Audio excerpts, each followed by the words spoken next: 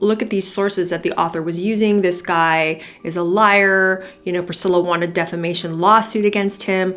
But you need to peel back the layers of the onion because there is so much more to the story. And just me telling you guys this shows that there's more to the story, that there were terms in that confidential legal settlement that don't seem to match up to the fact that she was wholly vindicated in this lawsuit. Okay, you guys, and I want to talk about is my excitement on how excited you guys seem about the new book that I'm reading on the channel, which is called Child Bride by Suzanne Finstad.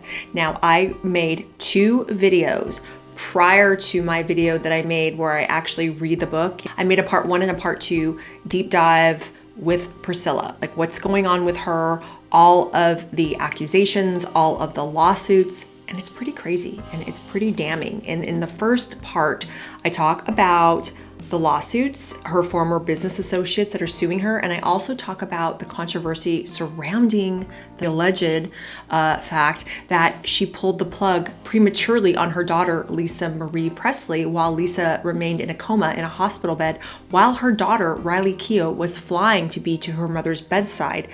People are saying that she did it in order to regain control of the trust, which at that time Lisa had assigned to her daughter Riley. She had originally assigned it to her son Benjamin and her daughter Riley. Unfortunately, Benjamin committed suicide, so everything fell to Riley and was under Riley's control, and Priscilla was trying to reassume control over that. I go into all of it in that video. But what I wanted to talk to you guys about, the comment section for those videos are coming in hot. They really are. There is a lot of hatred and just disgust regarding Priscilla Presley among Elvis fans out there and have been for decades, but it's really amping up now with these lawsuits that are surrounding Priscilla, and it's ramping up because of the controversy surrounding the circumstances around Lisa Marie's death. So it's all getting crazy and it's all coming to a crescendo. And this book that I'm reading on the channel, Child Bride, was written in 1997. And at that time, Priscilla was in her 50s. And this author, Suzanne Finstad, she worked for 3 years and interviewed over 300 people about Priscilla for her book. And she wrote it because she felt like up until that time, the only book that really chronicled Priscilla's life was Priscilla's own narrative, her own book that she wrote in 1985 called Elvis and Me. So Suzanne wanted to shed more light on who the woman Priscilla Presley was as a wife, as a mother, as an entrepreneur, as someone that had supposedly saved Graceland from the ashes after Elvis died. And it was known over the years that Priscilla had a very fiercely guarded narrative about her origin story, about how she came upon Elvis and became a part of his world. And Suzanne, the author, knew this. So she wanted to add more details to the story and to paint a more complete picture of the woman that Priscilla was. Now, Priscilla, in the beginning of the writing for the book, did cooperate with Suzanne, and actually Suzanne met her for lunch. Suzanne conducted interviews with Priscilla. Priscilla seemed to be cooperating and on board with the writing of the book. And I listened to a podcast interview with Suzanne that came out about 5 or 6 years ago here on YouTube that is very, very interesting. It's from, I believe, called the Jungle Room podcast. I will list it in the description below if you're interested. But basically in that interview, Suzanne talks about how she even went to Priscilla and wanted to get her permission, so to speak, even to endeavor to write her story, because she didn't want to do it if Priscilla felt uncomfortable about Suzanne undertaking this task. And apparently she had Priscilla's blessing. And yes, I actually spoke to Priscilla before I even started the book. We had lunch, and I didn't want to write the book if it was something that she was uncomfortable with, because it wasn't my intention to make her uncomfortable. I was simply intending to write a truthful, objective, sensitive biography of Priscilla Presley, because I felt that we needed that book, as I said, in the Elvis Presley literature. And I then spent time with her one-on-one. Even though Suzanne does have a disclaimer in the very beginning of the book saying that it's not an officially endorsed account by Priscilla of her life. So Suzanne does take pains to at least give that disclaimer in the beginning of the book. I was simply planning to write a biography of Priscilla that would be a more objective account as opposed to her memoir. And I would be interviewing many other people, whereas her book was just told by Priscilla about Priscilla. But I certainly didn't realize that there would be so many contradictory things that would come up in with respect to what she had written. Because we'll see as the story evolved, we will see that Priscilla did indeed withdraw her cooperation and kind of washed her hands of the situation and didn't want to aid Suzanne in her writing of the book at a certain point. And where that comes into play is surrounding a character in this saga by the name of Currie Grant. Now, I read a chapter from Child Bride called A Faustian Bargain. I believe it's chapter 9, and I read that chapter in part 2. I will link that video for you. But Currie Grant, long story short, is a man that Priscilla met in Germany, and Currie Grant apparently is the man that got Priscilla interested in Elvis and brought Priscilla to Elvis. And in Priscilla's account, it was all a very, very innocent, very structured meeting and encounter that, you know, her parents were working in tandem with Currie, and it was all very on the up and up. Whereas Currie's account of events is that he basically used and abused Priscilla, if you know what I mean, before to get her kind of bribed and interested to go want to meet Elvis. And that is an account that Priscilla vehemently denies, to the point where she sued Currie Grant for defamation in the late 90s. She originally sued him for $10 million for defamation and eventually won the defamation case against him for a judgment of $75,000. Now, the reason why I'm bringing up all of that is because of the fact that Priscilla won this defamation case against Currie Grant. There are a lot of people out there on Reddit threads, on Facebook, on social media around the web that I've encountered in my research, where they, because of that, completely dismiss not only Currie Grant's account of what happened between him and Priscilla, but also the author of Child Bride itself, Suzanne. And they reason that because Suzanne used this guy's account of what happened, Currie Grant, who lost in a defamation legal case, you know, with Priscilla, that she's using his story, but he's a liar, he's a fraud. Therein, the book Child Bride that Suzanne wrote is not credible, that it is not, you know, an account that we should believe, that it's just a work of fiction. Now, what's interesting is that Suzanne Finstad also wrote a biography about the late Natalie Wood. And it's very interesting, but on a Natalie Wood fan account, I found a comment by somebody on a Facebook thread that they were talking about Natalie Wood, but then the conversation goes back to Child Bride. And this commenter says, and I'm going to black out the commenter's name because I don't want to, you know.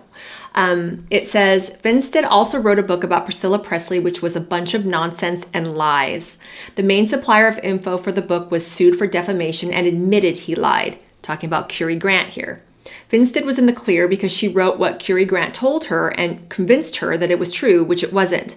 The judge deemed the book unauthorized and called it garbage, plus a lame attempt to smear Priscilla. It's all about the almighty dollar. A few other books she wrote, meaning Suzanne, but can't remember offhand, wouldn't waste my time.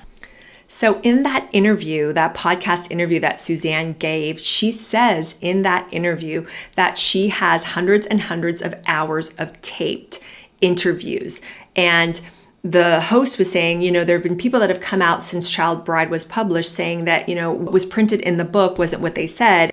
And Suzanne directly refused this, saying, no, I have the tapes. For legal reasons, everything is vetted by my publisher, Random House.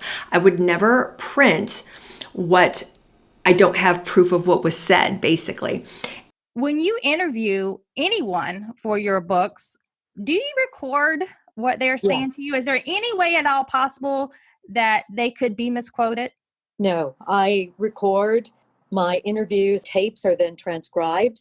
I'm possibly because of my legal background and just my nature as a detail-oriented person, I'm meticulous. You know, the books are also so thoroughly vetted by the legal department at Random House, Crown, where Child Bride was published, where the Natalie Wood books have been published. And, I have produced tapes to the lawyers at the publishing house when necessary, transcripts of my interviews. So, no, if I quote someone saying something, that's what that person said.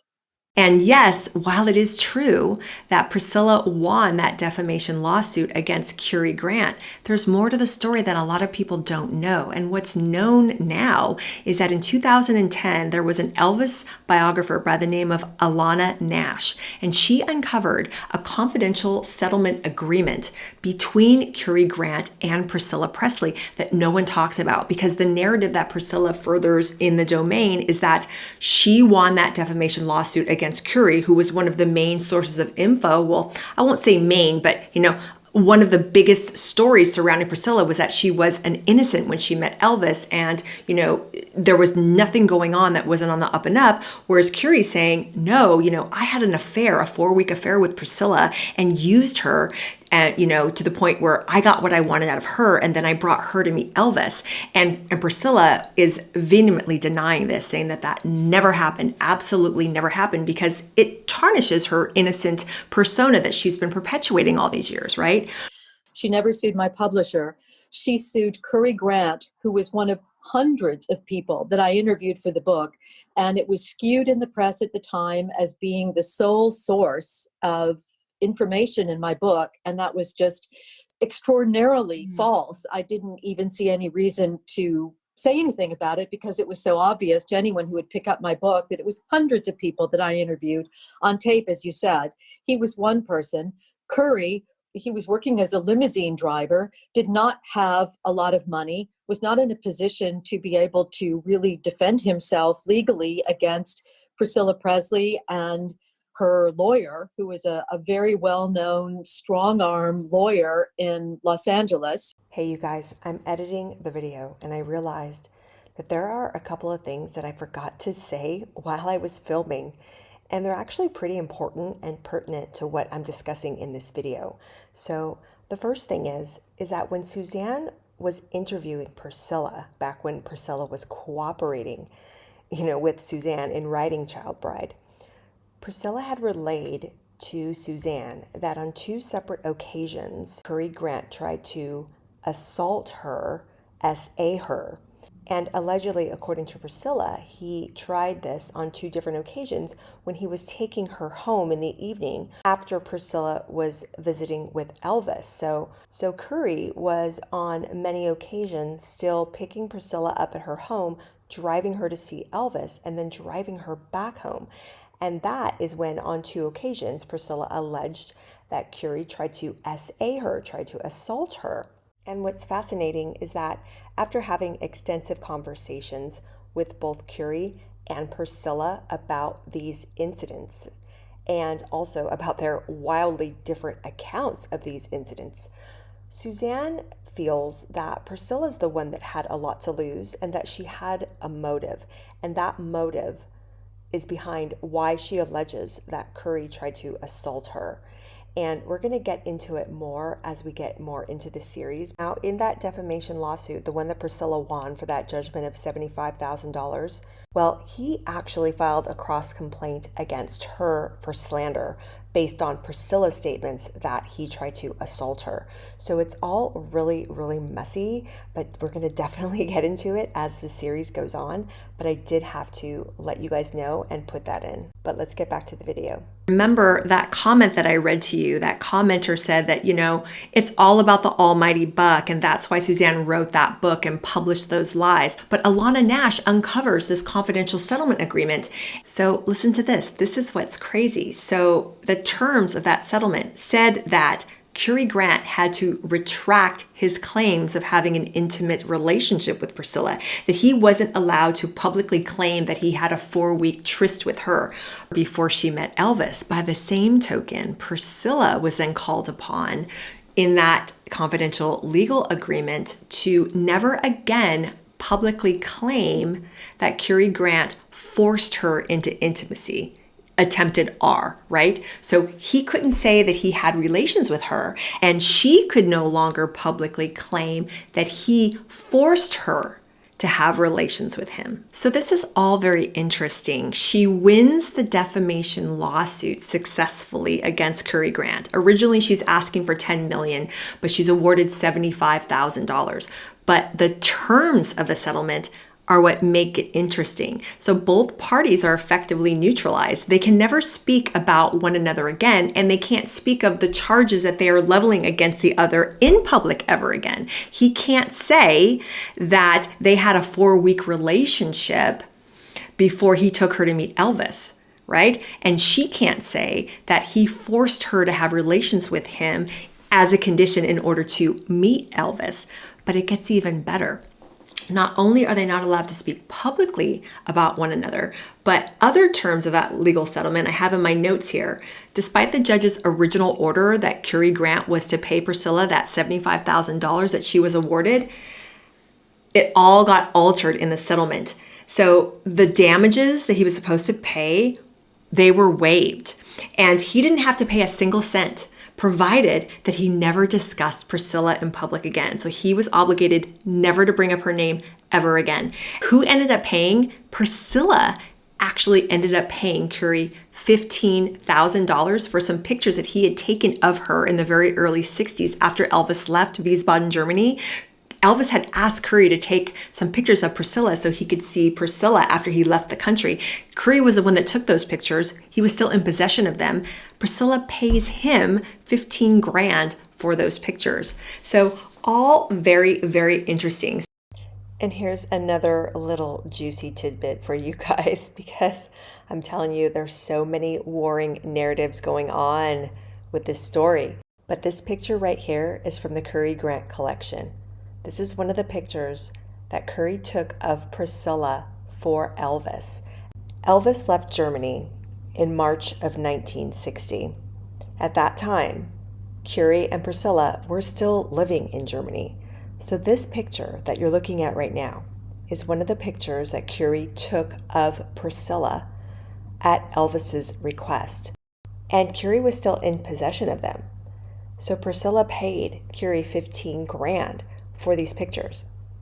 But it gets even more sticky, because Priscilla also told Suzanne in her interviews about her time with Currie that she was in fear of Currie, and that she had decided to tell Elvis, according to her, that Currie had tried to assault her. And upon hearing this news, Elvis was infuriated and had supposedly banned Currie from his friend group in Germany. These pictures were taken in April 1960. Remember what I just told you? Elvis left Germany in March 1960. So if Priscilla did tell Elvis her story that Currie tried to assault her, why was Currie taking pictures of Priscilla after Elvis had left Germany? Wasn't Currie banned from Elvis's friend group? You see what I mean? This story, so many twists and turns. This is just the tip of the iceberg, you guys. All of these stories come between chapters 10 and 12, and we'll get to them. But this is all stuff that you have to look forward to in this series. It's crazy. Okay, back to the video.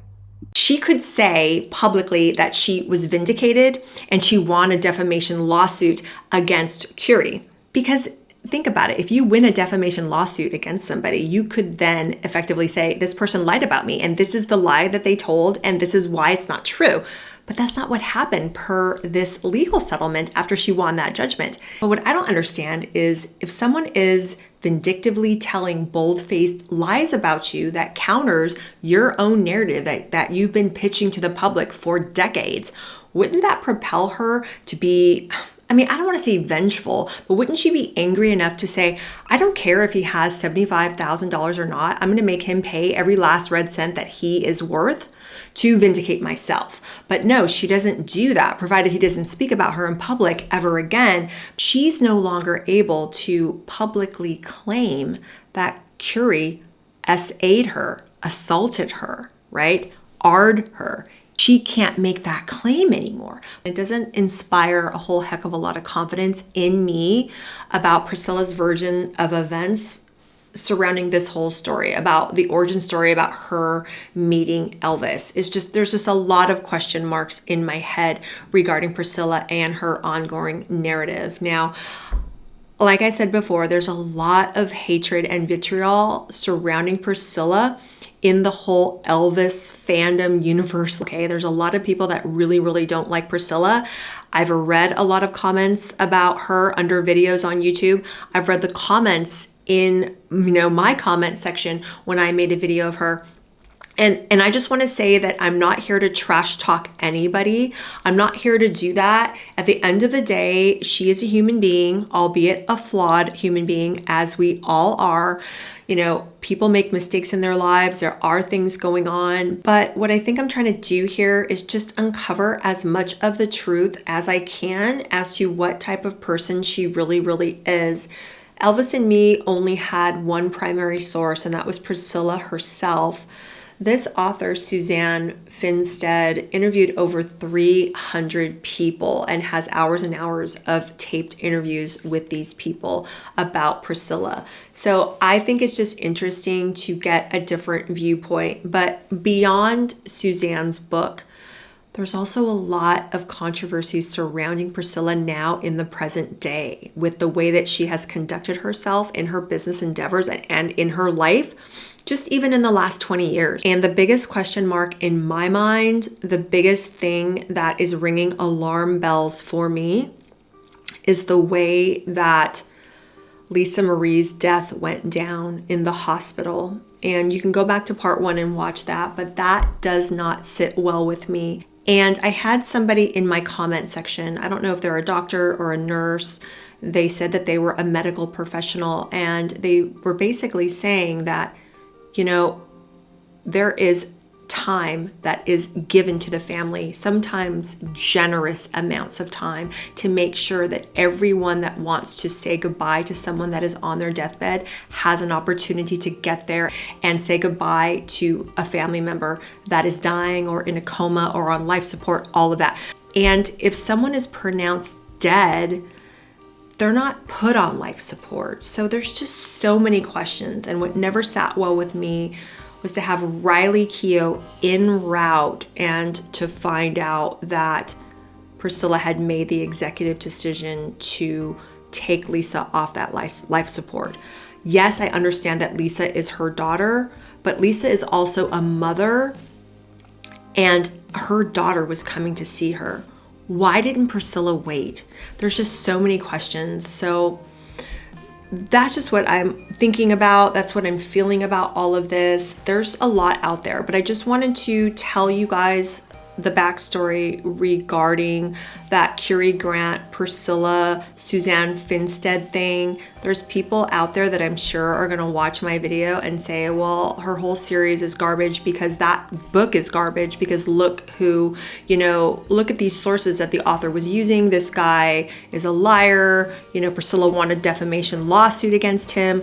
But you need to peel back the layers of the onion because there is so much more to the story. And just me telling you guys this shows that there's more to the story, that there were terms in that confidential legal settlement that don't seem to match up to the fact that she was wholly vindicated in this lawsuit. There's just so many things. So I've talked long enough today.